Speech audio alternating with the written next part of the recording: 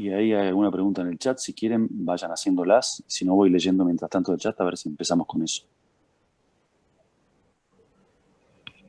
Profe, yo le quería hacer una consulta con respecto al parcial, Ujú. a la fecha. Al final, ¿va a tomar parcial e integrador el mismo día? No, no. Las fotos, digamos, de la imagen de los grupos de WhatsApp están las fechas tal cual quedaron fijas. Está un día el parcial y a la semana siguiente el integrador. Creo que era, ya les No. digo, 2 de Sí, era el julio 25 y y, el 2 de julio del sí, integrador. 25 y 2 de julio. ¿Está? 25 Ah, y 2 de julio.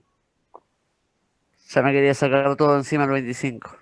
Sí, todos queríamos, pero bueno, hubo como preocupación mayoritaria de dar más tiempo y bueno, quedó así. Bien, Hola, ¿alguna profe. pregunta? Buen día. Yo ¿Quién tenía habla? una pregunta. Melanie, Volver, sí. Mm.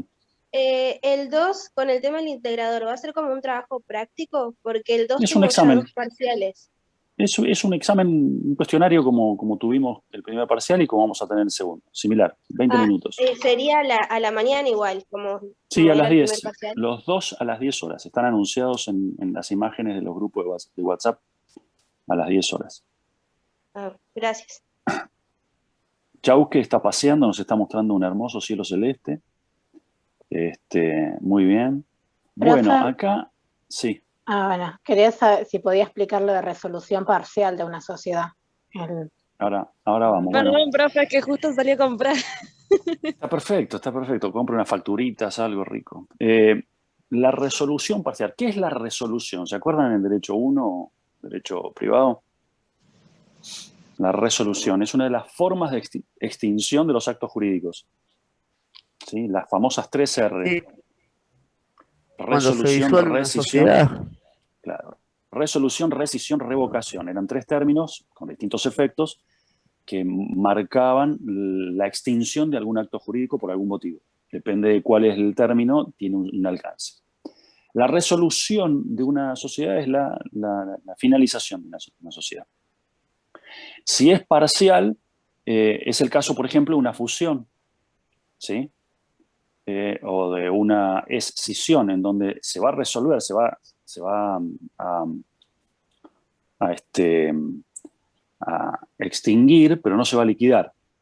¿Sí? O sea, sus bienes, su patrimonio, no se va a distribuir entre los socios. Esa sería la resolución definitiva. La extinción definitiva implica eso. Una sociedad tiene 1.000.000 de pesos, ¿cuántos socios son? 5 socios. ¿Cuánto tiene cada uno? 20%, sí. Listo, 1.000.000 dividido 5, 200.000 pesos cada uno. Perfecto, tomen, llévense. Ya se pagaron todas las deudas. Lo único que queda para distribuir es este 1.000.000 de pesos. Resolución definitiva. La resolución parcial puede haber, primero, que algunos socios se vayan y retiren su participación. Y que con lo que queda, otros se constituyan en otra sociedad. ¿Sí? Esa sería una forma de resolución parcial. Después otra pregunta que había en el chat era la clasificación de las sociedades, diferenciándolas entre simples o informales de las regularmente constituidas. Solamente son sociedades regularmente constituidas las que están en la lista de la ley, digamos. Las que vimos hasta ahora. La colectiva, la de capital e industria, la en comandita simple, la en comandita por acciones, la SRL y la SA. Punto. ¿Está? El resto son sociedades simples, no están constituidas regularmente. ¿Sí? No son personas jurídicas. En cuanto a las sociedades, ¿no? Comerciales, estamos hablando de la ley de sociedades. Después hay otro tipo de personas jurídicas, pero son del derecho civil. Mutuales, asociaciones civiles, fundaciones, cooperativas que tienen ley especial, y son una especie de punto intermedio entre las civiles y las comerciales. Lo que es sociedades comerciales, todas persiguen lucro, todas tienen finalidad de lucro, y se las denomina regulares o constituidas a estas que son el listado de la ley, los tipos de la ley. ¿Sí? ¿Vamos hasta ahí? ¿Vamos bien? Las demás son las que dice la sección 4 en la ley, porque en un momento sección 4 se te cortó sí, la porque parte en un final. momento En un momento, en una de las preguntas, dice en la sección 4, son las que no están Constituidas bajo esta regularmente. forma, digamos. Claro, las que no Claro. respetan alguna de las formas de la ley. Claro. Exactamente. Entonces Uno serían no sociedades sabía simples. bien qué poner. Serían todas las otras, cualquier Claro, otra. todo lo que está afuera, todo lo demás. Por ejemplo, la UTE, los contratos en colaboración, ¿sí? La Unión Transitoria de Empresas, ¿sí? Todo eso que son, no son personas jurídicas. Lo dice incluso el enunciado, o sea, cuando las vimos, ¿se acuerdan? Entonces, todo eso son sociedades simples, o sea, son cuestiones más transitorias, más temporarias, ¿sí? Con alguna finalidad específica, empiezan y terminan, por eso no se constituyen como sociedad. Y la responsabilidad que van a tener los que participan de una UTE, de una Unión Transitoria de Empresas, ¿de quién va a ser? ¿De cada persona jurídica o de cada persona física que participa de la UTE? La UTE en sí misma, por ejemplo, no va a tributar ante la AFIP. No genera impuestos, porque no es persona jurídica. ¿Sí? Bueno, igualmente ahí no me quiero meter mucho porque la AFIP hace estragos con este tema. A veces la AFIP, una sociedad que no está constituida, te la reconoce como tal y le cobra impuestos como tal. ¿Sí? Aparte de a los socios. O sea, es una locura, ¿no? Porque en realidad, si el derecho dice esto no es persona jurídica, no puedes darle un quit como si fuera persona jurídica y cobrarle como si fuese persona jurídica. Sin embargo, la AFIP lo hace. La sociedad de hecho, por ejemplo, la AFIP te la inscribe. Cacho y Per, la sociedad de hecho, SH, ¿sí? Ustedes lo van a ver.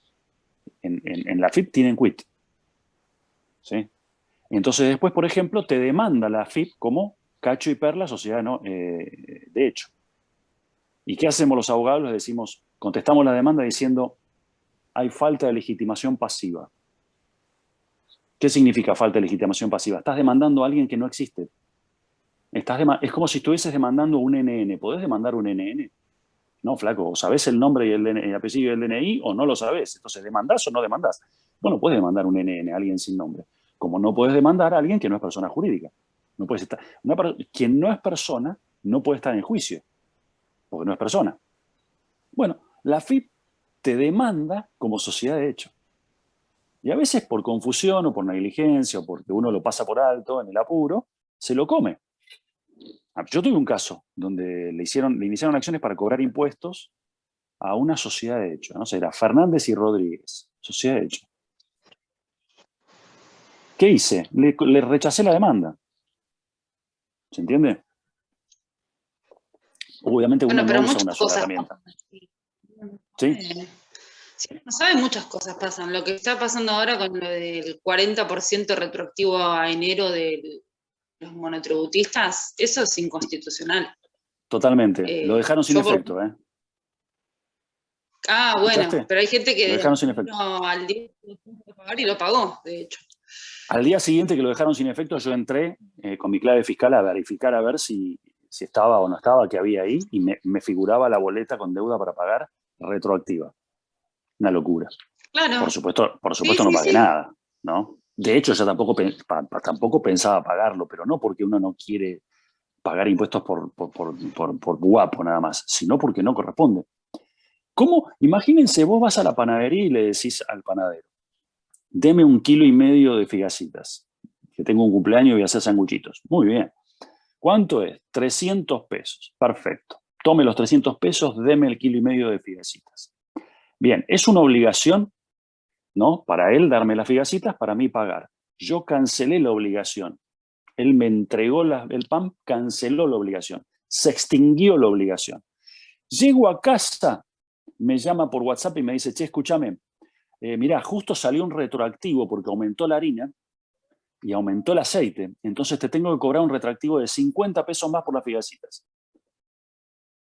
Bueno, el Estado con esto del monotributo te está diciendo eso. Te está diciendo esa obligación que jurídicamente nació, se cumplió y se extinguió legalmente como corresponde, de acuerdo al contrato pactado, ¿sí? No, ahora no te reconozco que estaba extinguida la obligación, me seguís debiendo. ¿Por qué? Ah, porque yo soy el Estado y te lo impongo. No, señor, hay una constitución y una ley, usted no puede hacer eso. Muchas veces pasa esto, que te hacen recálculo, a veces no le llaman retroactivo, esto ya es muy burdo, son tan bestias estos que gobiernan que es tan burdo que le dicen retroactivo.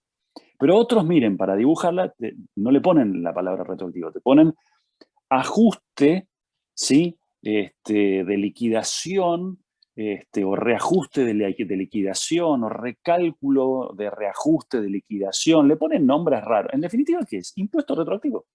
Es, señor, si ayer valía 2 el impuesto y yo se lo cancelé ayer, usted hoy no me puede venir a decir que no valía 2 y que no me reconoce que esté cancelada la deuda. No, pero yo soy el Estado, y a mí qué me importa que seas el Estado, yo soy el ciudadano, yo soy el soberano, yo Después, soy el soberano.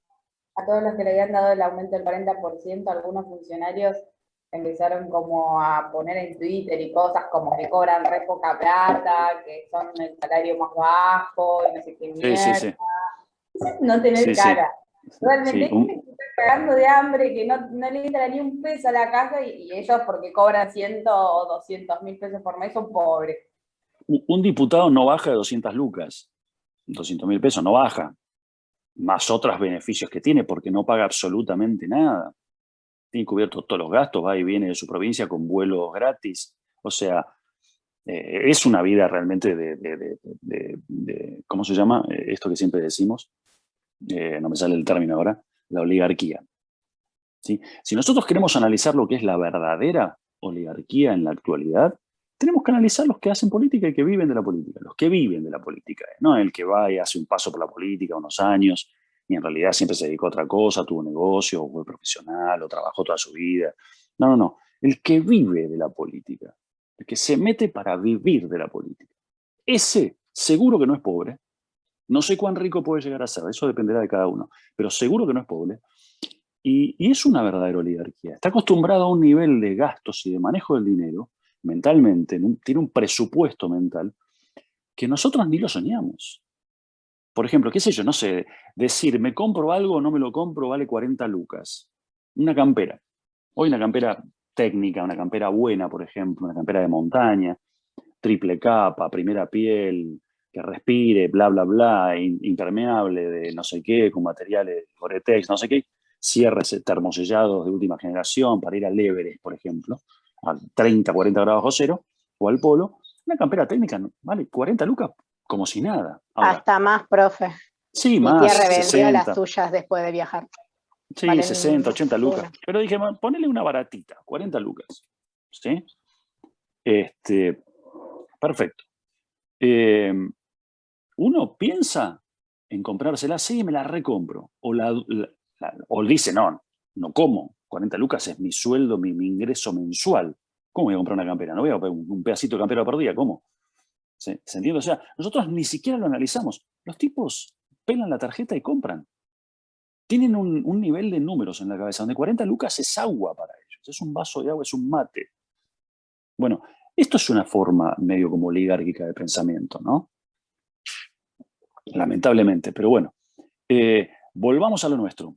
En las sociedades hasta ahora las preguntas, sí, todos vamos a la feria. ¿Eh? Yo compro en la feria persa, o en la feria de la estación, a veces, lamentablemente. ¿Sí? Bueno, y Y a veces también por... hay una cuestión con el tema del trabajo. A ver. A mí me pasó que, bueno, trabajo en la legislatura. Y tengo compañeros que se ofendieron porque les han dicho que tienen que venir 2 horas en el día. ¿En qué legislatura trabajas, Nilce? En la de la ciudad. Bien. Bueno, sí, es un microclima en el que no ven la realidad.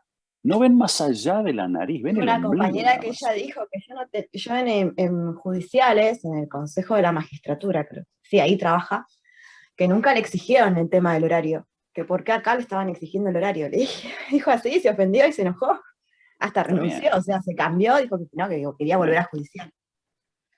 Miren, el Estado el año pasado, 2020, con todo este tema del encierro, se paró. En todas las funciones se paró. Lo vemos en el Poder Judicial. El Poder Judicial nunca volvió a funcionar íntegramente. Empezó a implementar obligatoriamente y de prepo y de un día para el otro, como pudo, la virtualidad. Yo he tenido audiencias virtuales. Hace poquito se concedió la guarda a una nena, a un matrimonio, y la audiencia fue virtual. Ya la conocían, o sea, sabía un antecedente del expediente. No es que, viste, no saben quién es y le entregan un pibe, ¿no? Pero bueno, la audiencia se formalizó de esa manera. Nunca volvió a la normalidad. Y hay empleados del Poder Judicial y de todas las oficinas y reparticiones del Estado que son de riesgo. O sea, que jamás volvieron a trabajar. Son de 65 para arriba, tienen una condición de enfermedad preexistente o lo que fuere. Si no están vacunados, no trabajaron, hace 1 año y medio que no trabajan. Los organismos funcionan igual. Funcionaron al principio suspendidos, después con un atraso. Ahora con demora, con lentitud, pero siempre trabajaron con lentitud. Y hoy está trabajando al 20% el personal en el Estado. O sea que podríamos sacar la conclusión de que hay un 80% de la planta de funcionarios, de empleados del Estado, que está de más. Imagínense el gasto que representa en el presupuesto anual en el Estado, en cada repartición del Estado federal, provincial y municipal en todo el país, el consumo de dinero que significa 80% sueldos, cargas sociales, después jubilaciones de eso, y no mueve la aguja de la eficiencia del Estado. No marca ninguna diferencia. No marca ninguna diferencia. ¿Se entiende? Nosotros tenemos eso es corrupción también. Eso es corrupción. ¿Saben cuántos empleados tiene la Biblioteca del Congreso? Es una biblioteca enorme, es un edificio. Es un edificio. Miles de volúmenes, un salón de lectura impresionante, ¿no? Funciona casi las 24 horas del día, o sea, es una cosa grosa. ¿Cuántos empleados tiene? Lo dejo así como suspenso. 1.600 empleados tiene. ¿Saben qué es la Biblioteca del Congreso? Es el bastión, el antro de los acomodos de los políticos del Congreso. Yo conozco gente, tengo amigos que han entrado por acomodo, madre e hijo, hace 30 años, a la Biblioteca del Congreso. Pero, ¿cómo es la historia? ¿Cómo entraste al Congreso? No, me pusieron en la biblioteca. ¿Y para qué te pusieron en la biblioteca? Y porque no hay espacio en otras oficinas del Congreso, no hay lugar. No hay donde dibujar, justificar un cargo. ¿Dónde lo inventan? Debe haber más o menos un empleado cada 10 libros. O sea, que un empleado tiene 10 libritos en el escritorio y me tocó el libro 328, soy yo. Baja y le entrega el librito al lector y se vuelve a su escritorio y espera. En su turno de 8 horas. Sueldo, aguinaldo, vacaciones pagas, estabilidad de por vida y después jubilación. Por supuesto, un sueldo de miércoles, como decía hoy una de ustedes, se quejan, ¿no? Y si le aumentan el 40 no le alcanza. Claro, pero flaco, vos no haces nada, sos un ñoqui, aunque vayas y te sientes ahí, sos un ñoqui. Lo único que puede hacer un empleado, para lo único que está capacitado el empleado del Congreso, es para bajar un libro a un estante, una escalera, y entregarlo en un mostrador y hacerle firmar al que va a leer.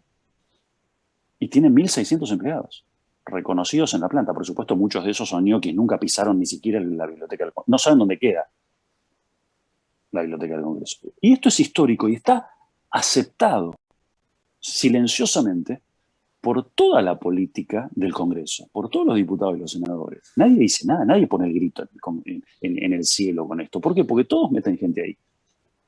Llaman a recursos humanos y dicen, necesito que me den un lugarcito para una persona. Mándeme el currículum. ¿A dónde va? Biblioteca del Congreso.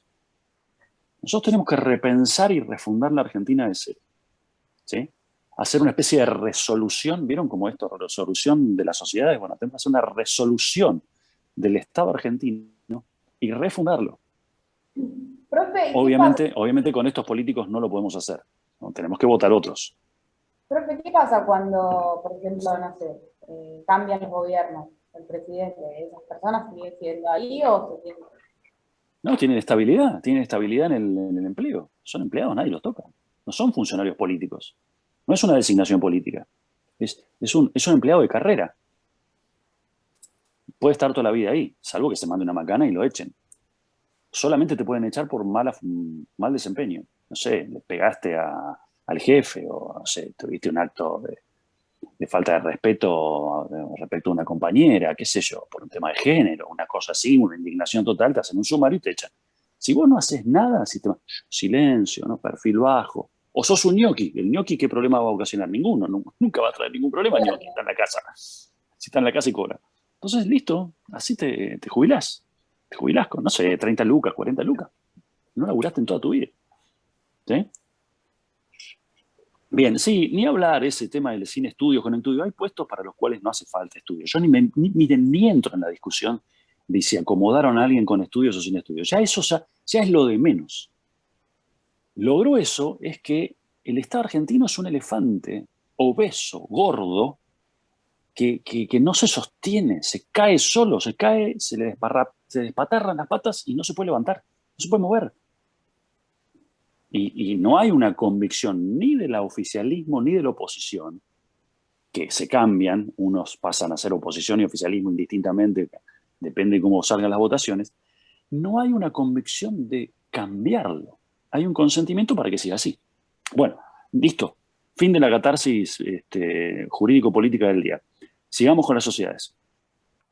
¿Dudas? Profe, ¿puede explicar Sí. lo de inoponibilidad a la persona jurídica? Creo que lo entendí, pero no estoy segura. Cuando un acto cualquiera es oponible, quiere decir que lo tiene que reconocer erga omnes. Erga omnes es una expresión en latín que quiere decir todos los hombres. Por ejemplo, cuando yo compro un terreno, hago la escritura traslativa de dominio con el escribano como corresponde, me otorga una copia de la escritura y me dice, señor, usted a partir de la firma es el dueño. Se hace la inscripción de esa escritura en el registro de la propiedad. Ese acto jurídico, ¿sí?, la venta de ese terreno, es oponible a terceros. Nadie puede decir, yo no sabía que Noriega compró ese terreno. Pero obviamente que nadie se entera de todas las escrituras que se firman por día. Pero figura en un registro público para que cualquiera lo pueda ver. Ese acto es oponible a terceros. ¿Sí? En cambio, cuando yo hago un contrato de sociedad, no sé si es el ejemplo el que vas a plantear vos, Belén, pero si hago un contrato de sociedad y es informal, es inoponible a terceros. Válido entre las partes, no válido frente a terceros. Porque la gente no está enterada de que yo hice un contrato privado entre tres amigos. ¿Se entiende? Ese es el punto. Eso tiene que ver cuando, por ejemplo, yo había buscado en videos en YouTube y había una explicación como que si hay una sociedad y uno de los socios quiere, por ejemplo, guardar un bien en la sociedad como para poder dejar de pagarle a un acreedor o cosas así, es como, sería algo que no se puede hacer. Entonces, por el hecho de querer sobrepasar a esos acreedores, es algo que no lo permite. Ahí hay algo del derecho 1 que vimos que se llama la simulación, el fraude, la lesión, hay que ver en cualquier configura, seguramente es el fraude, que es quitar bienes, desaparecer bienes de mi patrimonio para eludir las obligaciones de pagar que yo tengo, las deudas que yo tengo. Donde ponga el bien, no importa. ¿Sí? ¿Se entiende? Entonces, esos actos, por ejemplo, serían también inoponibles, serían actos que se pueden cuestionar. Si yo de repente debo 3 millones de pesos de préstamos que tengo bancarios que debo pagar y me saco de encima todos mis bienes que eran la garantía para cumplir con esos 3 millones de deuda. ¿Sí? Se puede revocar esos actos. Se puede llegar a revocar. En realidad no sería que son inoponibles, pero sí que se pueden revocar, porque son actos en fraude de los acreedores.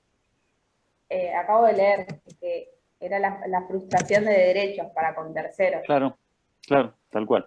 ¿Era ese el ejemplo, Belén?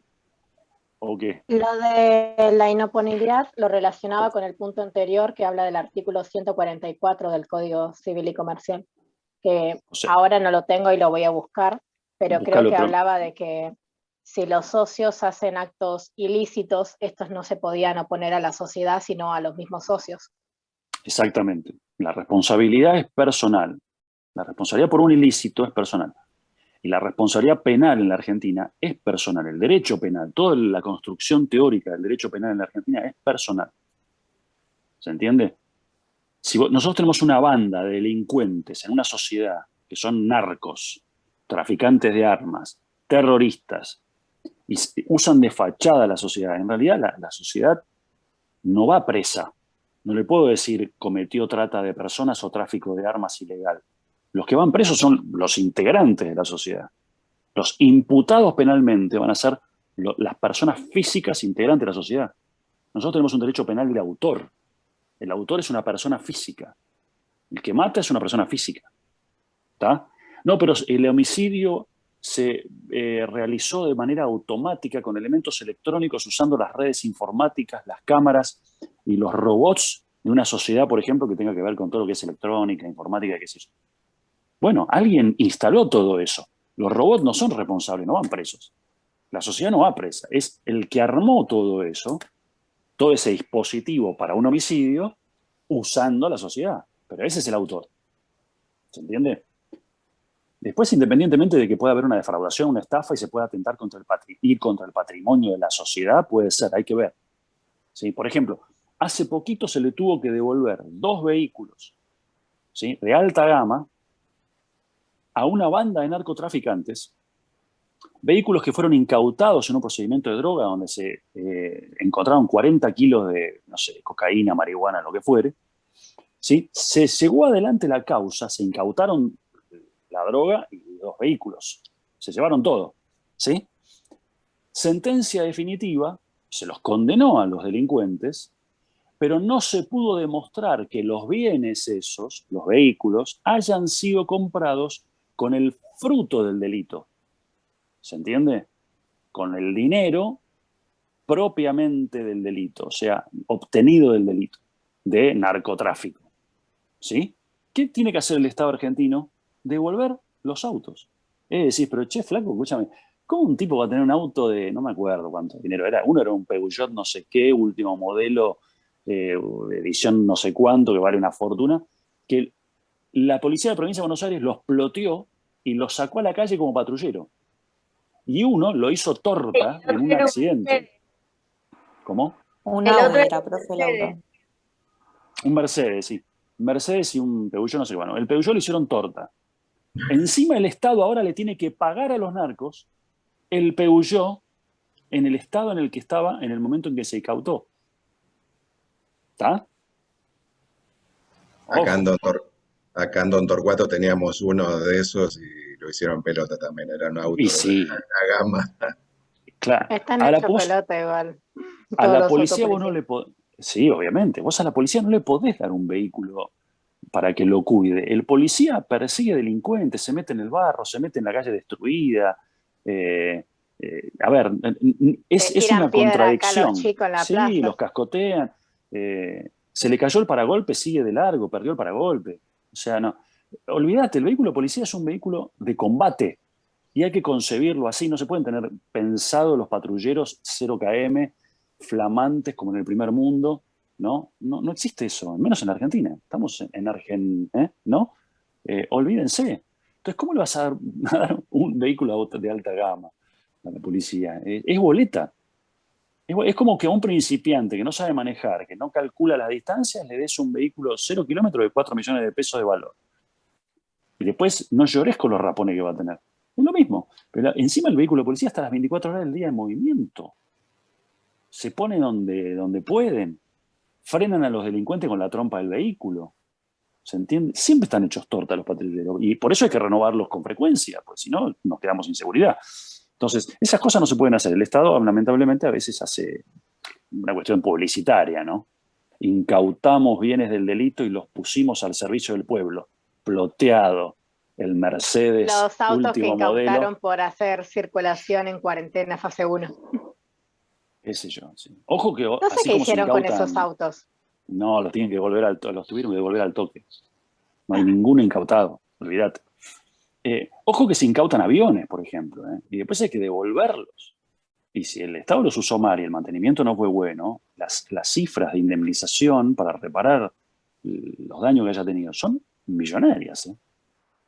El mantenimiento y la reparación de un avión es millonario. Bueno, ¿qué más? Profe, disculpe, Sí. ¿podría explicar lo de contrato clásico y contrato societario, las diferencias? Que había en un punto. Sí. Un contrato del año pasado, ¿se acuerdan cuando vimos contratos? Y hoy también, este año no estudiamos la teoría de los contratos. La teoría general de los contratos la vimos en Derecho 1, Derecho Privado. Es la misma para todos los contratos. El Derecho 2, de contratos administrativos, Derecho Laboral, etc. Bien. En un contrato, ¿qué hay? Hay dos partes con intereses que son contrapuestos, pero que se equilibran, se amalgaman. Entonces yo quiero vender, el otro quiere comprar. Coincidimos en la voluntad contrapuesta, pero que se compensa y queda en cero. Yo quiero vender este termo en 200 pesos. Y alguien dice, che, yo necesito un termo y tengo 200 pesos. Hecho, hay contrato. Toma el termo, dame los 200 pesos. Eso es un contrato típico, bilateral. Hay obligaciones recíprocas de las partes. Yo entrego el termo, el otro me entrega la plata. Lo mismo con el pan que dijimos al principio de la clase. ¿Sí? Etcétera. Moraleja. ¿Sería el de compra y venta? Ese sería el contrato de compra-venta y es un contrato común, cualquiera. Alquiler, compra-venta, el contrato común. ¿Sí? Lo raro, lo extraño del contrato de sociedad es que todos los interesados apuntan, miran hacia el mismo lado, no están en contraposición. Entonces, el contrato de sociedad es atípico, primero porque es plurilateral. Tiene la posibilidad de que sea de muchas personas. Punto 1. Punto 2, todos los interesados, los firmantes, los que suscriben el contrato, apuntan y miran hacia el mismo lugar y tienen el mismo interés. Todos quieren ser socios. Todos quieren aportar algo de capital y todos quieren ganar plata a través de una actividad económica. ¿Sí? Esta es la diferencia fundamental. También en el libro de Nissen explicaban, por ejemplo, que la diferencia de los contratos era que en el contrato societario, por ejemplo, si un socio ya no quiere formar parte, o sea, se lo excluye, pero no se disuelve la sociedad. En cambio, en el de compra y venta, por ejemplo, si una parte se opone, ya se rompe, digamos. Exactamente. Entonces, así, ¿no? Como las voluntades en el contrato común están entrelazadas, ante una de las voluntades se quita y el contrato se cae. En este caso, esa resolución parcial que decíamos antes es posible. Tiene 10 socios. ¿Se pueden ir 8 socios? Sí, hasta 8 se pueden ir. Una SRL de 10 socios. ¿Se pueden ir 8? Sí, quedan 2, hay sociedad igual. Entonces se retira, se compensan las partes, unos le compran a otros la parte, y se queda la sociedad intacta, no pasa nada. Simplemente modificó su cantidad y proporción de participación de los socios, nada más. ¿Está? Profe, y cuando se trata de las sociedades anónimas unipersonales. Eso iba a preguntar. Esa es la excepción. La regla es esto que dijo Yara, y la excepción sería la unipersonal, porque obviamente ahí no hay un contrato. Verdaderamente se le dice contrato, pero a ver, ¿yo hago contrato conmigo mismo? No. Es una contradicción. ¿Cómo vas a hacer un contrato con vos mismo? ¿Te casás con vos mismo? Vas al registro civil y decís, me amo tanto que me quiero casar conmigo mismo. Estaría bueno. Lo sabemos. Así no me siento sola. Bueno, Sergio Molina dice, hoy no se puede, mañana no sabemos. Como no sabemos si mañana no va a haber contra. En Japón se puede, sí es cierto, casarse con uno. ¿Se puede qué? Casarse con uno mismo. Vos podés pagar y te hacen una boda unipersonal. Pastel para vos, tu vestido. Está bien, sí, pero eso debe ser un tema social, no creo que sea legal, que tenga reconocimiento del Estado. No, yo estoy hablando de algo jurídico, más allá de la fiesta, que te hagan una fiesta porque te casas conmigo. ¿Sí? Y en ese caso de la sociedad unipersonal, por ejemplo, si ya no quiere formar parte, la sociedad sí se disuelve, ¿no? Obviamente, si una voluntad es la que forma la sociedad, en la SAS y en la SAU, solo sociedades anónimas y solo la unipersonal o la simplificada, ¿sí?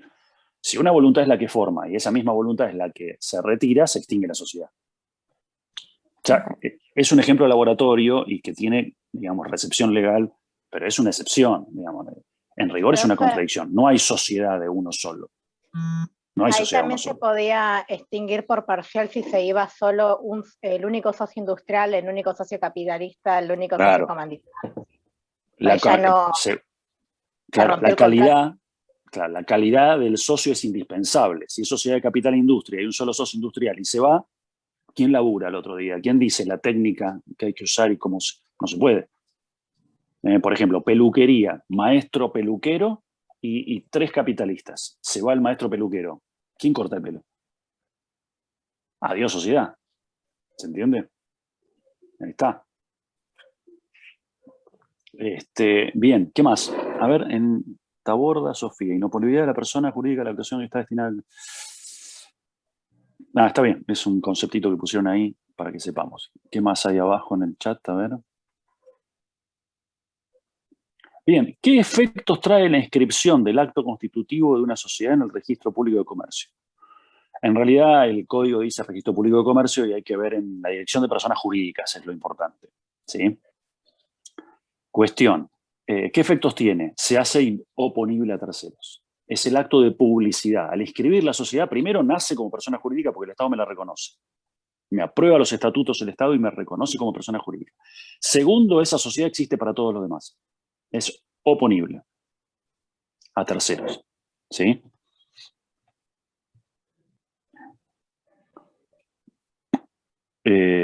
Ya, bueno, el tema de Japón, bla, bla, bla, me quedo con el perro. Ay, Dios mío. ¿Habrá alguna pregunta de la materia? Profe, si ¿venimos se quiere... en barco? ¿Qué? ¿Llegamos en barco? ¿Llegamos en barco? Qué mala que es, ¿eh? Qué mala que es, Patricia. Espera que primero digo esto que me voy a olvidar. ¿Qué pasa si se aumenta el capital por encima del quíntuplo? ¿Se puede aumentar el capital por más de un 20%? El quíntuplo es el 20%. ¿Tá? Una quinta parte es un 20%. Si yo quiero aumentar una sociedad, el capital de una sociedad por 50%, ¿se puede?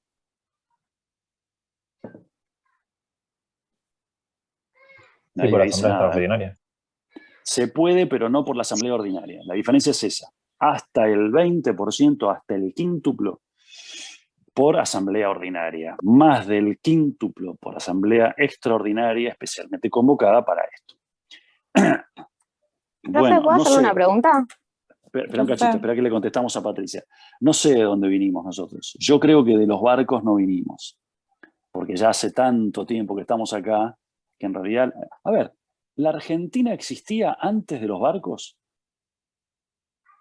¿O empezó a existir en los barcos? No, claro. Existía antes. Antes. ¿Cuánto antes? ¿Cuánto antes? Mucho. ¿Y antes, no es también antes que se descubra la Colón? Bueno, pero no era Argentina. Estamos pensando en una sociedad más o menos como la nuestra. ¿Sí? Aunque no tuviese ese nombre inclusive, porque el nombre República Argentina es moderno, es de 1853. ¿Está? ¿De qué antigüedad son las primeras ciudades que se fundaron en la Argentina? ¿De qué año?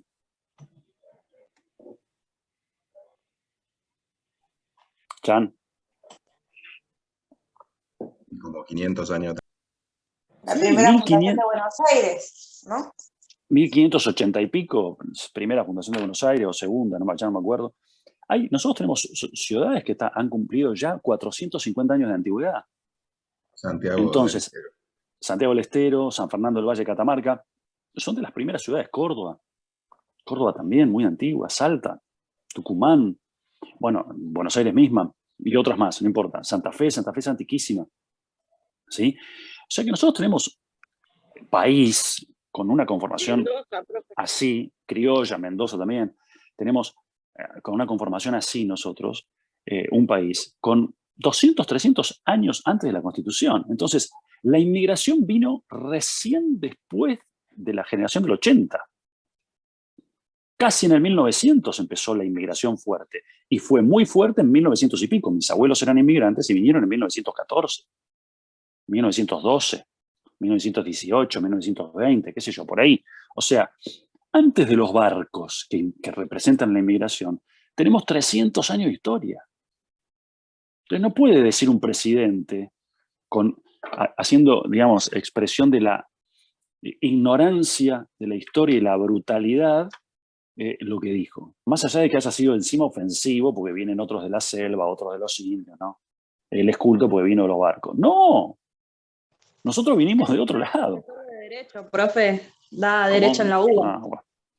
Ponele, sí, ponele. En fin, bueno.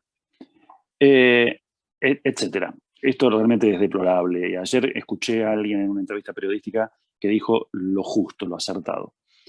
El presidente no puede decir lo que quiere. No puede decir lo que quiere, porque el presidente no habla como persona individual. Habla en nombre de los 45 millones de argentinos. Entonces tiene que medir y cuidar muchísimo sus palabras. Por eso, los presidentes cuando intervienen públicamente se les hacen los discursos. Y con alguien que tiene el oficio de hacer los discursos, chequea lo que se va a decir, por supuesto consensuado. El presidente no es que recibe y repite como un monigote. Corrige, saca, pone, pero no se puede improvisar en público. Los presidentes no pueden improvisar en público, porque están comprometiendo la palabra de 45 millones de argentinos.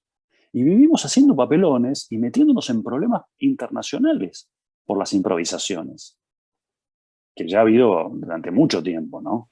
Mucho tiempo. Encima Yo me acuerdo, después, profe, agarró y saludó a un presidente de Perú que todavía no habían salido los votos oficiales de que ya era presidente. qué sé yo, sí, en fin, bueno, ahí hay intencionalidad política en eso, pero no importa.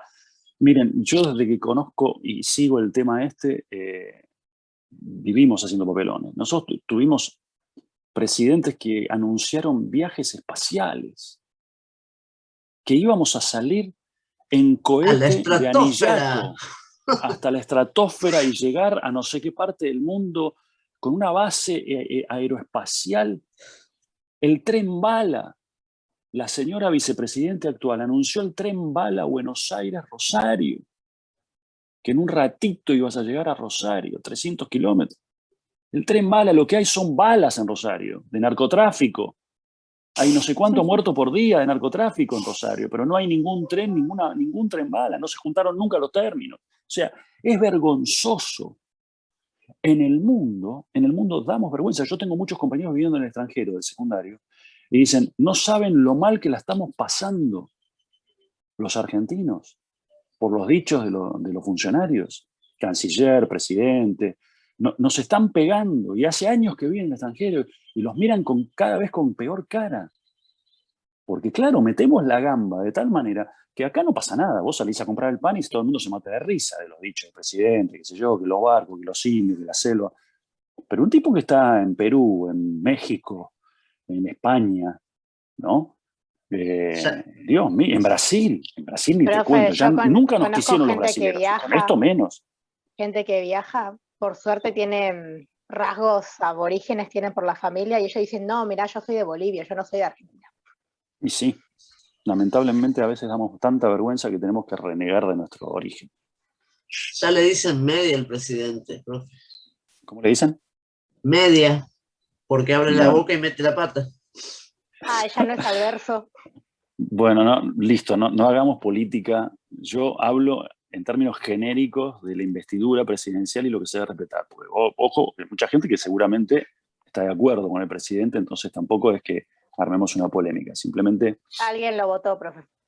Obviamente, entonces respetemos eso, pero, a ver, hagamos crítica constructiva en el sentido de, che, cuidémonos, ¿no? Porque nos representan a todos. Bien. ¿Qué más? No hicimos corrección del TP2, que tenía 800 millones de preguntas y muchos se quejaron de eso. Sí, digan. Sí, justo del TP2 le iba a hablar. ¿Qué se entiende por estado de socio? El estado de socio. ¿Cómo paso de ser no socio a ser socio? ¿Cómo adquiero el estado de socio? En una SA compro acciones. En una SA compro acciones. ¿En otras sociedades qué hago? Compro la parte o me estoy aportando. Aportes. Sí.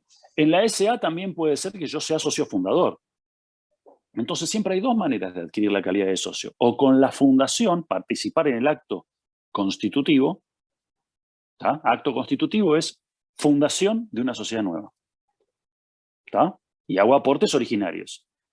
O compro participación con posterioridad. Si es una SA, compro acciones. Si es otro tipo de sociedades, compro participación social o cuotas partes en la SRL.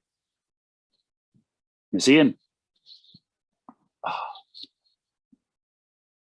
Bien. Con eso adquiero la calidad de socio o el estado de socio.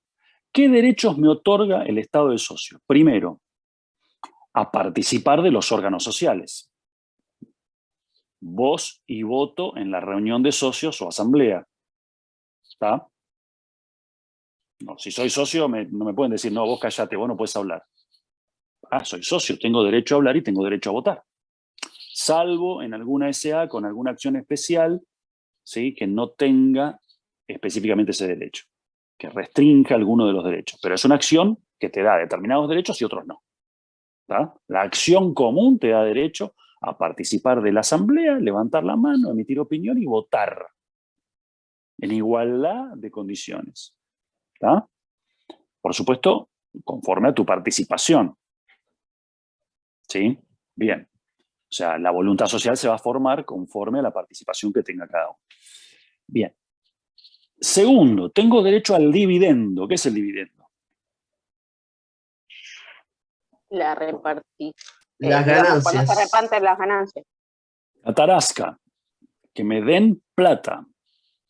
¿Está? Cuando hay ganancias, tengo derecho a cobrar, retirar mi dividendo, mi ganancia, mi utilidad.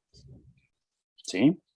Cuando te dicen esta acción paga dividendos trimestralmente, ¿sí?, hay sociedades que cotizan en bolsa que te dicen paga dividendo trimestral, semestral o anualmente. ¿Está? Yo compro acciones en YPF o en una sociedad, lo que fuere, y tengo derecho a cobrar el dividendo. Tercero, tengo derecho a la información. Tengo derecho a saber cómo va la marcha del negocio. Depende del tipo de sociedad, este derecho a la información se ejerce de manera directa. En todas las sociedades menores se ejerce de manera directa. El derecho de información del socio es directo. Voy y le pregunto al administrador. Voy y le presento una nota al administrador diciendo que quiero saber esto. Ahora, en las sociedades que tienen órgano de control, de fiscalización, ¿sí?, constituido, ¿cuáles son los órganos de fiscalización que ustedes conocen? Hay de dos tipos. La sindicatura o el consejo de vigilancia. Perfecto. Si hay sindicatura o hay consejo de vigilancia, el derecho de información del socio se ejerce a través de esos órganos. ¿Ah? Para eso están esos órganos. Para velar, para cuidar por el interés de los socios. ¿Sí? ¿Se entiende? Pero el derecho a la información está igual. No es que queda restringido. Tengo derecho a saber si se compró, se vendió, se facturó, no se facturó, se cobró, no se cobró, se rechazaron cheques, no se rechazaron cheques, se amplió el negocio, se abrió una sucursal, se cerró una sucursal, se echó personal, se indemnizó gente. Tengo derecho a saber. De hecho, en la asamblea anual ordinaria de una SA, todas estas cosas se dicen. Por eso se habla de la memoria. La memoria es, che, ¿qué pasó este año? Memoria es eso, che, este año, pasado, cumplido, ¿qué pasó? Pasó todo esto. Se recorre la memoria, se aprueba la memoria, el balance, el estado de resultados. ¿Qué es el estado de resultados para los que están haciendo contabilidad? Es el documento básico donde se muestra el resultado de la sociedad, la ganancia o la pérdida. Claro, la pérdida y la ganancia. Exactamente. Es aquel documento en donde en resumen se muestra la pérdida y la ganancia. Che, entró tanto, un resumen, ¿sí?, contable, y salió tanto. Saldo X, o sea, patrimonio neto, positivo o negativo. ¿Está? Bien. Ese es el estado de resultados. ¿Se aprueba o no se aprueba eso? Bueno, todo esto se hace en la asamblea. Bueno, obviamente ahí si hay una asamblea, el derecho del socio es instantáneo, es el momento. ¿Sí? Pero durante el resto del año, vos, si sos socio, no vas a la sociedad, no vas a la sede de la sociedad. Yo no sé ni dónde queda Apple y tengo un pedacito de una acción de Apple. ¿Se entiende? O dónde queda Yamaha Gold. ¿Tá? No sé dónde cuernos queda Yamaha Gold. Es una empresa de Yamaha que es una minera. Se dedica al oro. Japonesa, obviamente, ¿no? Pero sin embargo tengo comprado un pedacito de Yamaha Gold. Esto es verdad lo que estoy diciendo, ¿eh? Obviamente no tengo ni siquiera una acción. Tengo un pedacito de un CDR, un certificado de una porción de acción. ¿Sí? Mi hijo que está en este tipo de cosas me dice, pa, ¿tenés unos mangos? ¿Cuánto? Tanto. Compramos algo de Apple, algo de, no sé, Microsoft, algo de Yamaha, Gold, algo de no sé. Bueno, dale, comprá. Yo ni sé, él hace los cálculos, las proyecciones y las inversiones, ¿no? No sé ni dónde quedan esas sociedades. No voy a participar, pero soy socio, participo a través de un broker, ¿no? De una parte de las acciones de esas sociedades. En algún momento va a pagar dividendos. Bueno, entonces tendré derecho a cobrar dividendos. ¿Sí? Bien. ¿Qué más? Profe, ahí en el chat querían ver la locación del trabajo práctico. ¿La locación? El tema el ejemplo de locación que se plantea en el trabajo. Está bien, planteen, vamos. ¿Cuál es la duda? No, creo que quiere que lo vean, ¿no? Bueno, pero ¿qué vemos? No, lo que pasa es que está hablando del TP2, profe, ese que era... Sí, por eso. Profe, ¿puede hablar sobre la locación no habitacional? Locación no habitacional es una locación que no es de cosas, pero no para vivienda. Es una locación, por ejemplo, para un local comercial. ¿Está? No, pero los años, tengo la duda esa de cuántos años es. Antes era el mínimo 2 para vivienda, mínimo 3 para locales comerciales. Hoy es mínimo 3, por la reforma de la ley de alquileres del año pasado. Hoy mínimo 3 años. La locación mínima. Se puede alquilar por menos, pero por alquiler temporario. La locación normal, ¿sí? Es mínimo por 3 años. ¿Sí? Ok, gracias. ¿Qué más? Yo tengo una duda. Sí. ¿El máximo cuánto es? Porque ahí preguntaba también cuánto era el máximo. No hay un máximo establecido, digamos, legalmente, porque hay libertad para contratar. Entonces vos podés hacer un contrato por más tiempo. En general nadie se juega a hacerlo por más tiempo. Con la imprevisibilidad que hay en la Argentina, nadie se arriesga a hacer un contrato por más de 3 años. Ya te cuesta ajustar el alquiler para que sea conforme a la realidad en 3 años. Imagínate en 5. ¿Qué sé yo en 5 años dónde vamos a estar? Capaz que vamos a estar en los barcos flotando, en el medio del mar. Nos van a tirar al agua. No sé, por ahí termina siendo tierra arrasada en Argentina en 5 años. ¿Qué sé yo? No lo digo como predicción catastrófica, pero a ver, económicamente esto sucede en la Argentina. No sabemos dónde vamos a estar en 5 años. Entonces, bueno, 3 mínimo, para que tengas cierto, a ver, en 3 años vos te podés afianzar. Vos no te podés estar mudando cada 6 meses. Es un estrés y un gasto impresionante. Entonces, mínimo estar 3 años fijo en una casa no está mal. Pero del otro lado, el dueño, en 3 años, no sabe si el último año te regaló el alquiler, por los sistemas de ajuste del alquiler. ¿Se entiende? Entonces, tampoco le puedes imponer un plazo máximo. El plazo máximo lo fijan las partes. ¿Sí? Claro, profe, lo que pasa es que profe. En el TP decía mínimo 3 años y máximo, creo que decía 20 y 50. 20 para, sí, 20 para la habitacional y para el no habitacional el 50. Claro. Al Está dar bien, ese sí, estimativo hay un uno límite. pensó que era falso. Está bien, claro. No, hay un límite máximo, está bien, pero a ver, hay libertad dentro de todo ese margen. Vos podés pactar el que quieras, ¿sí? Hasta el límite máximo, si se quiere. ¿Está? El final ese de 10, 20 años.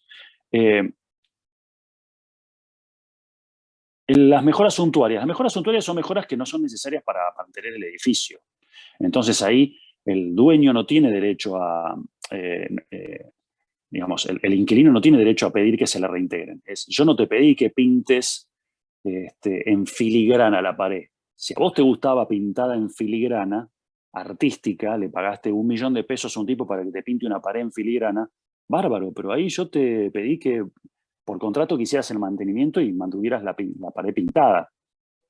Algo suntuario, algo de lujo, no tiene que ser reconocido por el dueño del inmueble. ¿Sí?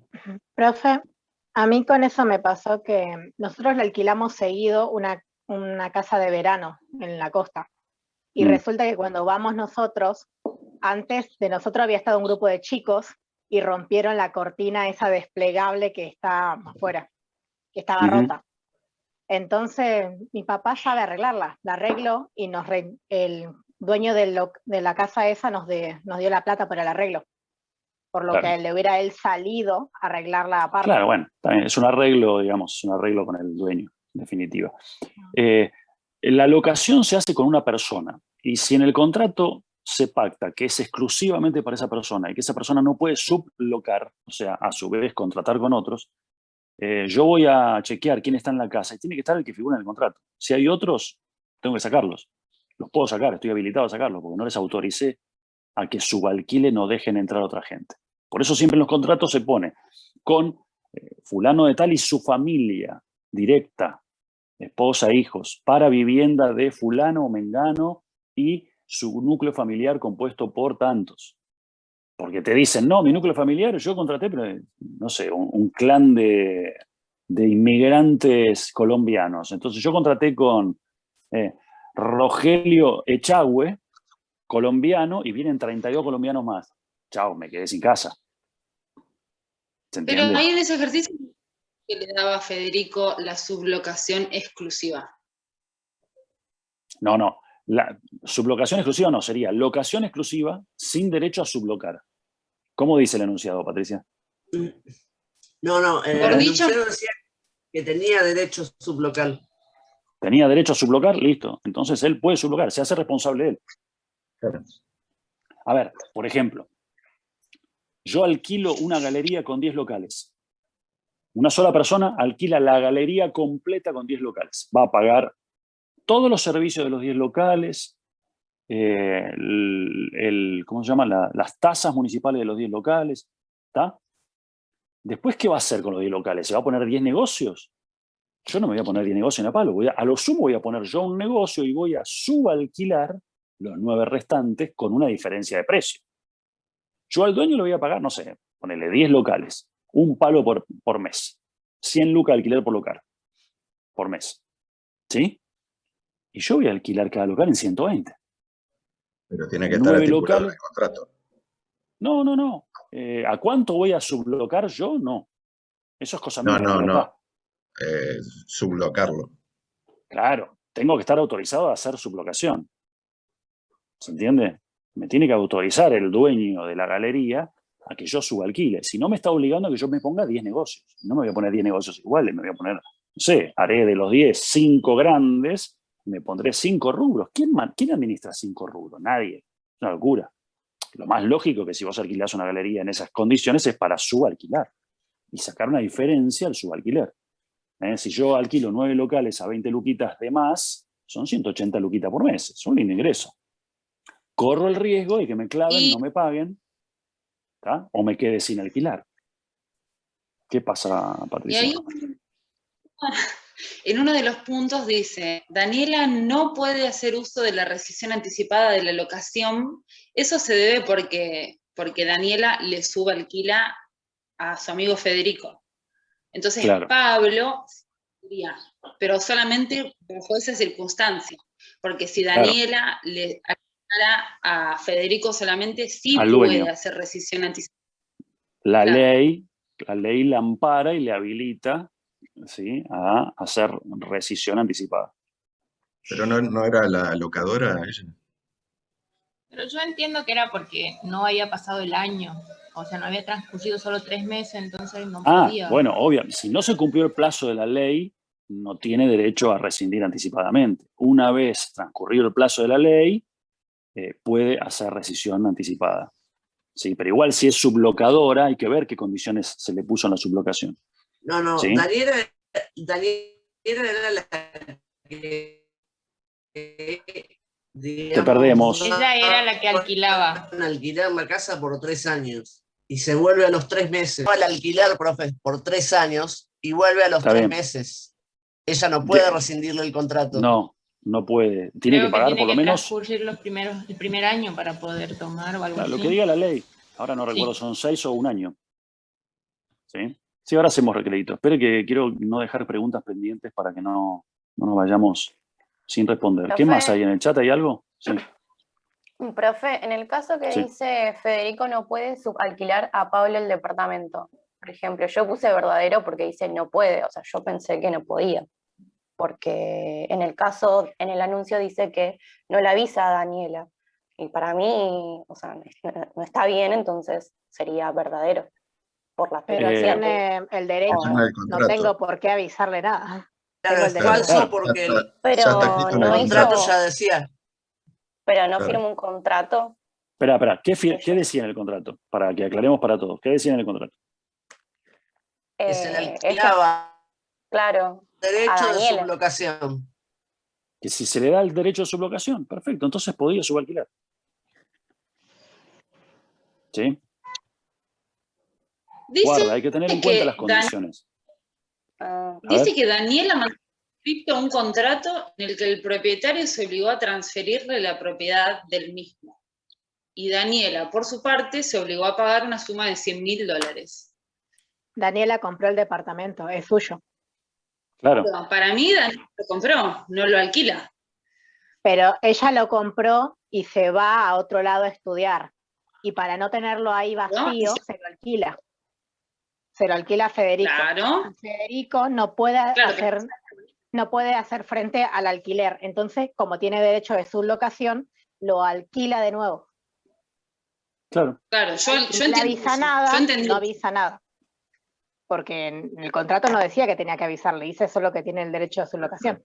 Si tiene el derecho de sublocación, se va con la mamá a vivir porque no tiene guita para pagar el alquiler y la deja a su mejor amiga de la infancia, que necesita el departamento, a quien sea, y la alquila. ¿Qué problema hay? ¿Se entiende? O sea, si en el contrato no avisa nada, no tienen un papel que dice que tengo que avisar o detalladamente cosas, puedo hacer prácticamente lo que quiere. No, prácticamente lo que quiere no. Si se le da en una cláusula del contrato el derecho de sublocación, listo. Se va a vivir con la abuela, con la mamá o quien sea, y puede alquila otro. subalquilar otro. Mientras le pague el alquiler a Daniela, ¿era? La que Sí. se va bien. Y listo, mientras le pague el alquiler está cumpliendo con el contrato. Señores, acuérdense, el contrato es ley para las partes. ¿Está? El contrato es ley para las partes. Entonces, lo que diga el contrato se puede hacer. Lo que no diga el contrato, si la ley lo prevé, se puede hacer. ¿Está? Si la ley no lo prevé y no lo dice el contrato, bueno, habría que ver. Ahí habría que analizarlo más en profundidad.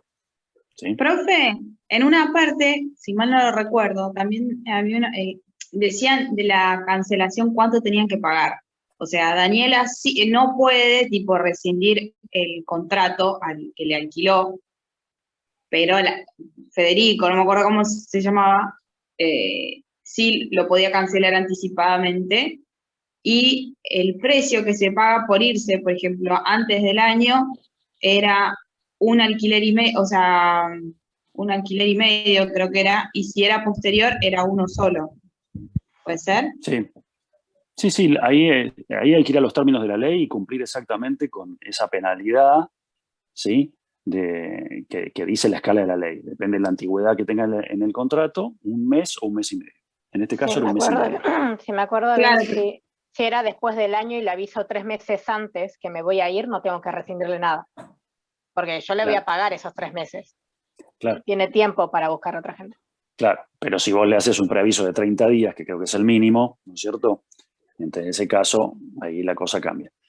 Una aclaración que quiero hacer, porque lo estuve chequeando y me parece que lo dijimos mal o le sembramos confusión. En el tema de la constitución de las sociedades, ¿sí? La forma de constituir. Todas se pueden constituir por instrumento público o privado.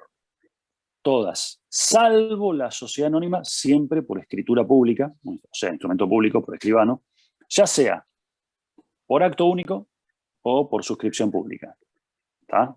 De las dos maneras, pero la forma en sí es por escritura pública. ¿Tá? Lo que sí se exige para que en todo el resto de las sociedades es la precalificación. La Inspección General de Justicia exige la precalificación por escribano. ¿Sí? Antes podíamos precalificar los abogados. Es un análisis, es como un informe de precalificación. Decir, che, mira, señor Estado, estos fulanos quieren hacer esta sociedad. se va a llamar tal así, va a ser tal cosa, tal otra, va a estar constituida acá. Es como un resumen, un estudio previo que le das al Estado para que el Estado tenga una especie de machete para hacer más rápido el trámite, con un dictamen profesional. Antes ese examen, esa precalificación la podíamos firmar los abogados o la podían firmar los escribanos. Ahora la tienen que hacer los escribanos. Profe, esa es la pregunta 12 del TP6, que dice que hay que, leyendo el artículo 4 y el 165, cuál es la forma del contrato social. Sí, exacto. Y bueno, yo encontré que el contrato o acto social o acto constitutivo, al igual que el que lo modifique, debe ser siempre otorgado por instrumento público. Las ¿En qué sociedades sociedad? deben... ¿En qué sociedad? Por lo que acaba de explicar usted ahora, es por la SA solamente. Claro, en la SA. En el resto de las sociedades, por instrumento público o privado, pero con precalificación de un escribano. ¿Sí? Esa sería la posta. Yo pensé que había dicho que lo del instrumento privado no regía más, profe. Sí, por eso, porque después me quedé con la duda de esto. Hubo cambios con el nuevo código y en algunas sociedades civiles ya no se acepta que sea por instrumento privado. Por ejemplo, una fundación o una asociación civil ya no la podés hacer con instrumento privado. ¿Sí? Y me quedó eso regulando, por eso lo hice extensivo a todas las sociedades. Pero no, en el caso de las sociedades se pueden hacer por instrumento privado con esta limitación. ¿Cómo, profe? El privado sería mediante, o sea, las sociedades se deben... Contrato, te sentás en el Word y haces el contrato. Por supuesto, después se firma frente a escribano, o sea, se hace certificación de firma frente a escribano. Se tiene que saber de quién es la identidad de quienes firman. Pero el instrumento, el contrato social, lo haces privadamente. Si se hace por acto público, de alguna manera por instrumento público, lo tiene que hacer directamente un escribano o una escritura. Bueno, pero excluyendo la SA, todas pueden ser por escribano público o privado. Exactamente. Y la SA siempre por escribano público. Genial. Bien. Gracias, profe. Bien, ¿qué hacemos? ¿Un recreín? Sí, ya estamos casi en las 11. Vayan a calentar el agua. Después veríamos unidad 8. 8, sí. Unidad 8 vamos a ver. Todavía no la envío, profe. Profe, una consulta. ¿El parcial llega llegaría hasta la 9? Sí, no envío los power. No los habilito. Sí, no ¿cómo que no? No están, profe, en el aula. No. ¿Estás seguro? Si están en la tercera parte, está cerrada, no me deja entrar. Sí. Ops, todo el tiempo estoy el profe entrando. Y no ni la 8 ni la 9 está habilitada. Ya me pongo a habilitarlo, porque pensé que los había habilitado. ¿Qué pasó acá? Cerrado, todo cerrado. Terrible. A ver, entren ahora. A ver qué onda. Ahora Segunda sí, parte, tercera parte. Listo, ¿Está abierto? Sí. ¿Ya desaparece? Sí, bien. Che, avisen esto con tiempo, no sean gilostrunes. ¿Sí? Esto fue un error, una omisión. ¿Sí? Es más, yo habilité la 8, pero no habilité la parte 3. Entonces no se habilitó. Bueno, 15 minutos, volvemos. Y 10 estamos acá de vuelta. ¿Está? Hacemos pausa en la grabación, Guada, gracias.